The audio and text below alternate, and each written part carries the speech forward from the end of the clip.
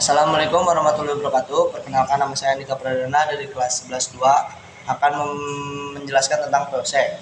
VOC pada tahun 1602 adalah ambisi Belanda untuk menguasai rempah-rempah agar dapat bersaing dengan bangsa Eropa lainnya.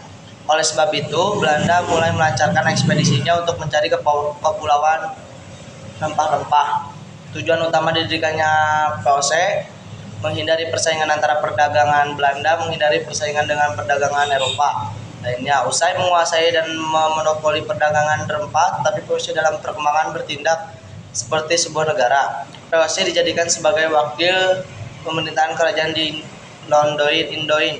VOC memiliki hak istimewa, hak mencetak uang sendiri, hak memelihara angkatan perang, hak memerintah negara yang diduduki, hak melakukan perjanjian dengan raja, hak monopoli perdagangan rempah. Pada tahun 1795, Prancis menyerbu Belanda. Muncullah kaum patriot dari Prancis yang membuat Raja William melarikan diri ke Inggris. Belanda pun dikuasai Prancis. Prancis kemudian membuat pemerintahan bernama Republik Batab yang dipimpin oleh Louis Napoleon. Pemerintahan Indonesia pun di bawah kekuasaan Batab. Raja William kemudian menyampaikan surat yang berisi pemerintahan Belanda menyerahkan ke Inggris, bukan ke Prancis. Inggris pun ke Indonesia dan mengambil daerah Padang, Ambon, Aceh, dan membuat angkatan. Batak ingin mengambil semua daerah bekas VOC. Louis, pemimpin Batak, menunjukkan deadline-nya 1808 sampai 1811. Tugasnya mempertahankan Jawa, hapus feodalisme, membuat berbagai kebijakan. Kebijakan pertahanan memperbanyak jumlah pasukan sampai 18.000 orang pribumi, membuat angkatan legoin mampu negara, membangun jalan raya Anyer Panarukan. Kebijakannya politik dan pemerintahan, mengangkat bupati sebagai pegawai, membagi Pulau Jawa menjadi 23 keresdenan.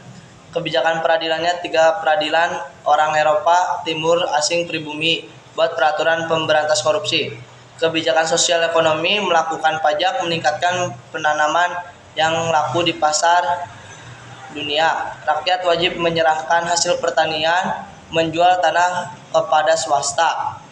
Adanya kesalahan kebijakan yaitu menjual tanah kepada swasta yang hasilnya untuk diri sendiri, lalu dipecat. Jens dipilih pada 1806.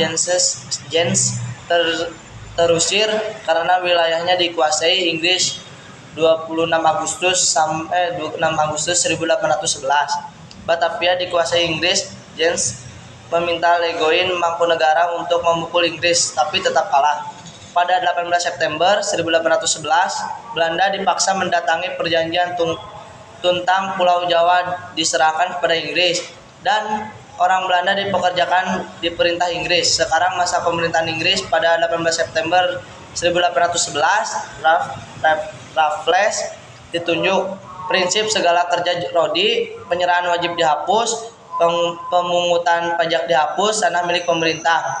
Kebijakan politik dan pemerintahan, membagi Pulau Jawa jadi 18 kerisdinan, mengangkat bupati sebagai pegawai pemerintah. Kebijakan sosial ekonomi, menghapus penyerahan wajib, menghapus kerja Rodi, menjual tanah ke swasta, memberlakukan sistem sewa tanah. Untuk sistem sewa tanah dengan ketentuan petani, menyewa meskipun pemilik tanah, harga sewa sesuai kondisi tanah, menggunakan uang tunai. Ada banyak kendala pada masa Raffles. Kurangnya pegawai bupati lebih kuat dibanding asisten Inggris. Pemerintahan Raffles kurang memuaskan. Pada 1815, Raffles diganti John Vendal, namun tak lama Pulau Jawa harus diserahkan ke Belanda pada 1816. Selanjutnya kekuasaan Belanda Indo. Pada 1829, Van de Bos mengajukan usulan harus melakukan tanaman di jajahan yang laku di pasar dunia, dan kaum pribumi dijadikan kerja jordi tanam paksa. Ketentuannya petani harus menyediakan 1-5 tanah miliknya, tanah yang digunakan bebas pajak, hasil panen diserahkan ke pemerintah, pekerjaan diawasi penguasa pribumi. Penguasa pribumi diberi bonus ketika semakin besar setoran, maka semakin besar bonus. Penguasaan pun memaksa pribumi untuk menanam, adanya bonus memicu penyelewangan terhadap luas tanah 1-5 lebih digunakan.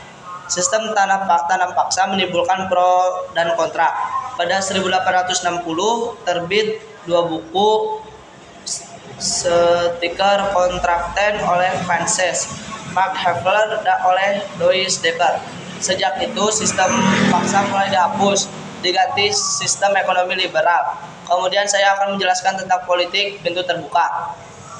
Politik pintu terbuka adalah kebijaksanaan perekonomian Indonesia dibuka kepada swasta untuk pertumbuhan ekonomi dan kesejahteraan. Kebijakan pintu terbuka sistem tanam paksa dihapuskan, ekonomi diserahkan kepada swasta, ditandai dikeluarkan Undang-Undang Agraria dan Gula. Pelaksanaan pintu terbuka perkebunan tebu, perkebunan tembakau. Dampaknya memberi keuntungan kepada swasta, hasil mengalir ke Belanda. Dan yang terakhir politik etis. Program politik etis, edukasi sebagai pendidikan, imigrasi sebagai saluran irigasi, emigrasi sebagai perataan penduduk, penyimpangan politik etis, edukasi untuk tenaga kerja, irigasi untuk mengajari perkebunan, emigrasi untuk memenuhi tenaga kerja di perkebunan. Dampaknya pembangunan saran, aktivitas pertanian, pembangunan saran transportasi. Sekian video dari saya, kurang lebihnya mohon maaf. Wassalamualaikum warahmatullahi wabarakatuh.